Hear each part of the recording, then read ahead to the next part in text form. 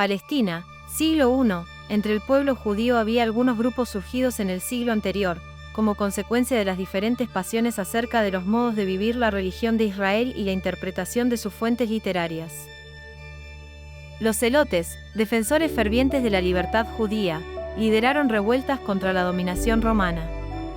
Eran parte de los fariseos y creían que la dimensión política desempeñaba una función decisiva en su posicionamiento vital, y estaba ligada al empeño por la independencia nacional, pues ningún poder ajeno podía imponerse sobre la soberanía del Señor en su pueblo.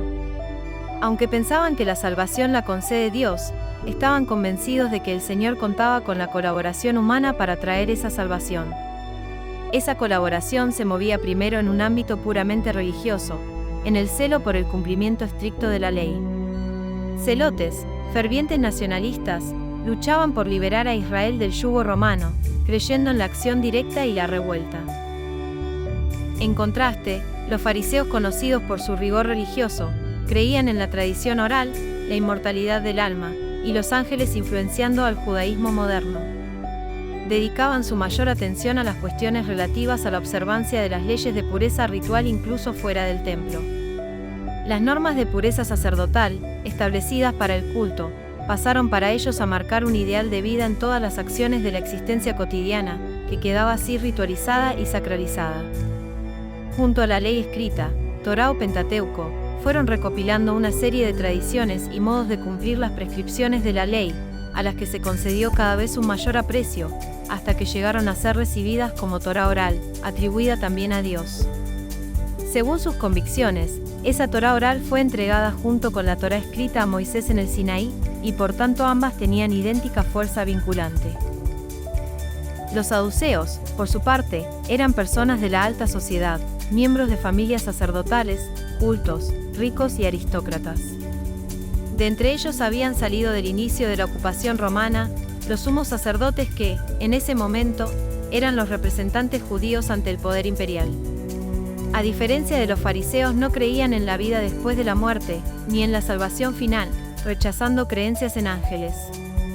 No gozaban de la popularidad ni el aprecio del que disfrutaban los fariseos, pero tenían poder religioso y político, por lo que eran muy influyentes.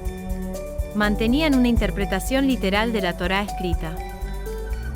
En cambio, los esenios tenían una característica específica que consistía en el rechazo del culto que se hacía en el Templo de Jerusalén, ya que era realizado por un sacerdocio que se había envilecido desde el siglo II a.C., y optaron por rechazar esas prácticas comunes con la idea de conservar y restaurar la santidad del pueblo en un ámbito más reducido, el de su propia comunidad.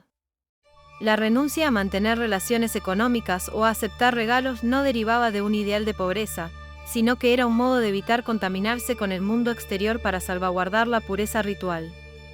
Consumada su ruptura con el templo y el culto oficial, la comunidad esenia se entendió a sí misma como un templo inmaterial que reemplazaba transitoriamente al templo de Jerusalén mientras que en él se siguiera realizando un culto que consideraban indigno.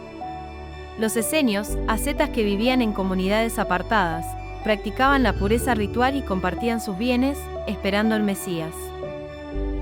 Cada grupo dejó un legado único, modelando las creencias y prácticas del judaísmo y el cristianismo temprano. Explorar estas facciones es desentrañar las raíces mismas de creencias que han modelado la historia y la espiritualidad. Estas facciones modelaron el judaísmo de su tiempo y dejaron un legado que aún hoy día sigue influenciando la fe y la cultura judía.